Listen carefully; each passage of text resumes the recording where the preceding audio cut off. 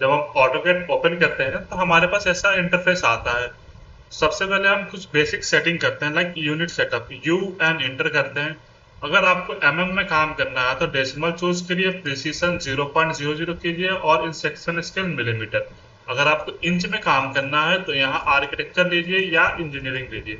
अगर आर्किटेक्चर देते हैं और प्रिसीजन 0.0 हाफ इंच रखेंगे और इन सेक्शन स्केल इंच, तो ये आप सेटिंग कर सकते हैं इंच के लिए। अगर में काम करना है तो डेसिमल, प्रिसीजन 0.00 और इन सेक्शन स्केल मिलीमीटर। इसके बाद ओके पे क्लिक करेंगे तो ये हमारा सेट हो जाएगा। इसके बाद से डी इंटर करते हैं डायमेंशन सेटअप के लिए।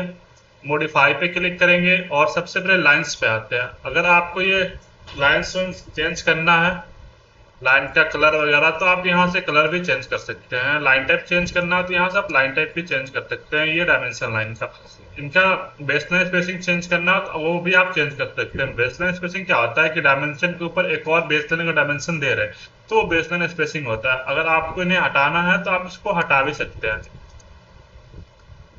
इसके बाद आता है एक्सटेंड बियॉन्ड डायमेंशन लाइन। ये क्या होता है, जो ये एक्सटेंड हमारा ये एरो है, एरो से ऊपर जो लाइन दिख रहा है वो एक्सटेंड बियॉन्ड डायमेंशन लाइन। उनको अगर करना है लेंथ बढ़ाना है घटाना है तो आप यहाँ से कर सकते हैं। ऑफसेट फ्रॉम ओरिजिन, ये ऑब्जेक्ट है हमारा। ऑब्जेक्ट और एक्सटेंशन लाइन के बीच में कोई गैप नहीं है। अगर आपको गैप लाना है तो आप यहाँ से वैल्यू डालिए तो गैप आ जाएंगे। एक्सटेंशन लाइन का कलर चेंज करना है तो आप यहाँ से एक्सटेंशन लाइन का भी कलर चेंज कर सकते हैं। जो कलर चाहिए आप चूज कर लीजिए। इसके बाद आता है एक्सटेंशन लाइन 1, एक्सटेंशन लाइन 2। अगर दोनों एक्सटेंशन लाइन को आपको हटाना है तो आप दोनों एक्सटेंशन लाइन को भी हटा सकते हैं। इनका लाइन टाइप चेंज करना हो आप लाइन टाइप चेंज कर सकते हैं, लाइन विड्थ चेंज करना है लाइन विड्थ चेंज कर सकते हैं। इसके बाद सिंबल्स एंड एरोस पे आते हैं और यहाँ से हम सिंबल अगर चेंज करना हो इसका तो आप यहाँ से फर्स्ट वाले ऑप्शन पे आइए, सिंबल चेंज कर लीजिए। दोनों का अलग अलग रखना है तो आप दोनों का अलग अलग भी रख सकते हैं, बट हम दोनों का सेम रखेंगे, क्लोज फील्ड, क्लोज फील्ड।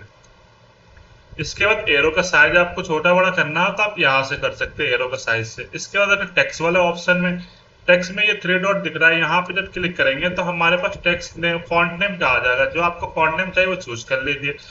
यहाँ से हमारा रेक्टेंगुलर चाहिए या क्या चाहिए, हमारा रेगुलर चाहिए या बोल्ट चाहिए या लाइट चाहिए या आपको बोल्ट चाहिए, जो भी चाहिए आप यहाँ से ले सकते हैं।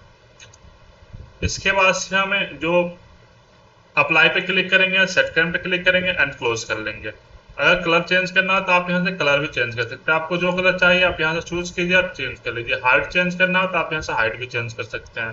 टेक्स्ट का प्लेसमेंट कहाँ चाहिए आप वहाँ से प्लेसमेंट भी चेंज कर सकते हैं। इसके बाद आता है offset from dimension line. Dimension line और ये हमारा टेक्स्ट के बीच में जो गैप है इनको बोलते हैं ऑफसेट फ्रॉम डायमेंशन लाइन। इसको चेंज करना हो तो आप यहाँ से चेंज कर सकते हैं। इसके बाद से आता है टेक्स्ट अलाइनमेंट। जैसा देखिए हमारा अलाइंड है डायमेंशन लाइन, टेक्स्ट भी अलाइंड है। अगर टेक्स्ट हमारा वर्टिकल, डायमेंशन लाइन वर्टिकल है तो टेक्स्ट भी वर्टिकल है। तो आपको जो भी चेंज करना हो आप यहाँ से चेंज कर सकते हैं। हॉरिजॉन्टल चाहिए तो हमने हॉरिजॉन्टल पे क्लिक किया, सारा हमारा टेक्स्ट क्या हुआ, हॉरिजॉन्टल हो गया। अलाइन करना हो तो अलाइन भी डायमेंशन लाइन रख लीजिए। ओके पे, अभी ओके पे नहीं करेंगे, यहाँ आएंगे प्राइमरी यूनिट पे क्लिक करेंगे। प्राइमरी यूनिट के बाद से यूनिट फॉर्मेट और प्रिसीजन। यूनिट फॉर्मेट और प्रिसीजन ये जो हमने स्टार्टिंग में यूनिट सेटअप किया था उसी के, अगर आपने यूनिट सेटअप में आर्किटेक्चर रखा तो यहाँ भी आर्किटेक्चर रखिए, वहाँ इंजीनियरिंग रखा है तो यहाँ भी इंजीनियरिंग रखिए, वहाँ डेसिमल रखा है तो यहाँ भी डेसिमल रखिए। प्रिसीजन सेम टू सेम उसी के थ्रू रखना है। इसके बाद से आता है डेसिमल सेपरेटर। डेसिमल सेपरेटर क्या आता है, पॉइंट के बाद पॉइंट जो लगते हैं वो हमें कोमा दिख रहा है ना, अभी हम यहाँ पीरियड वाला ऑप्शन पे क्लिक करेंगे तो वो हमें डॉट दिखेंगे। इसके बाद से राउंड ऑफ जीरो रखेंगे, प्रीफिक्स कुछ नहीं डालेंगे, सफिक्स कुछ नहीं डालेंगे। इसके बाद थ्रिलिंग को हमेशा ऑन रखेंगे। थ्रिलिंग क्या होता है, पॉइंट के बाद जो जीरो होते हैं वो इसको नेगलेक्ट कर देता है। इसको मैं ऑन ऑफ करूंगा तो पॉइंट के बाद जीरो आ जाएंगे, जैसे मैं इसको ऑन करूंगा वो हट जाएंगे। इसके बाद ओके पे क्लिक करेंगे, सेट करंट करेंगे एंड क्लोज कर लेंगे, तो ये हमारा यूनिट सेटअप हो जाएंगे। इसके बाद आता है आपके पास ये जो ऊपर दिखता है हम इनको मेन्यू बार बोलते हैं या रिबन बार बोल सकते हैं। आप रिबन, ऑटोकैड में ज्यादातर जो यूज होता है वो रिबन बार। ये हमें प्लस का आइकन दिख रहे हैं, इनको हम क्रॉस हेयर बोलते हैं। ये हमारा एक्सिस हो गया, एक्स और वाई एक्सिस। ये हमें कोऑर्डिनेट है और ये हमारा कमांड बार है। और उससे नीचे आपको जो दिख रहे हैं इनको हम स्टेटस बार बोलते हैं और ये पूरे एरिया को हम वर्क स्पेस बोलते हैं। इसके बाद से हम सबसे पहले इसको हम फिक्स करते हैं। ये जैसे मैं जूम आउट जूम इन कर रहा हूँ तो ये क्या हो रहा है कि हमें क्रॉस हेयर के पास आ रहा है, तो हम इसको फिक्स कर देते हैं। कमांड होता है UC con, UCSI enter N for no origin.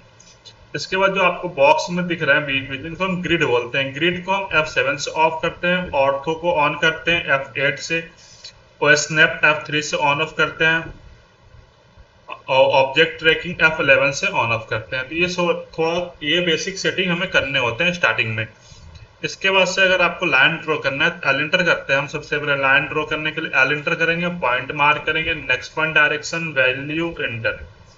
अगर आपका लाइन इतना छोटा आए तो आप जूम कमांड यूज कर लीजिए, जेड इंटर ई इंटर।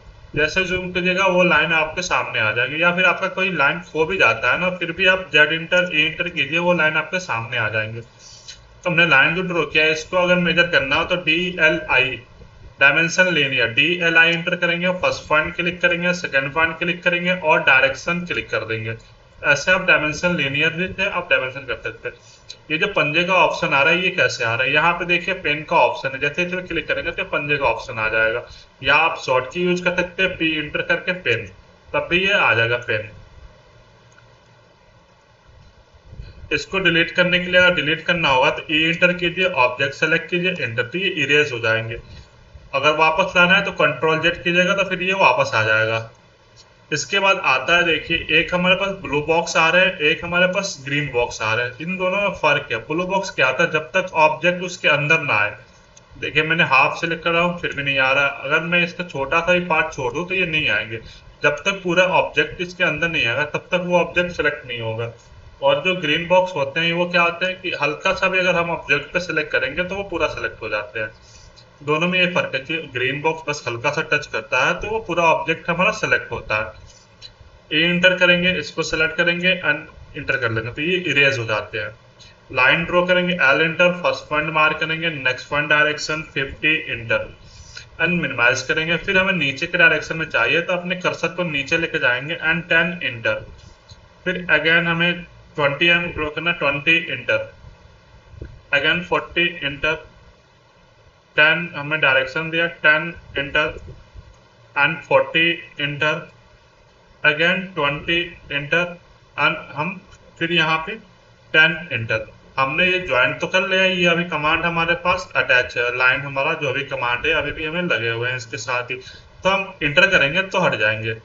या फिर आप एस्केप बटन, जो हमारे लैपटॉप में ESC बटन होते हैं, आप उनको भी प्रेस कीजिएगा तब भी कैंसिल कमांड। अगर मैं एस्केप पे करूँ तो नीचे देखिए क्या लिखा रहा है, कमांड कैंसिल। तो आप कमांड कैंसिल करने के लिए एस्केप बटन यूज कर सकते हैं।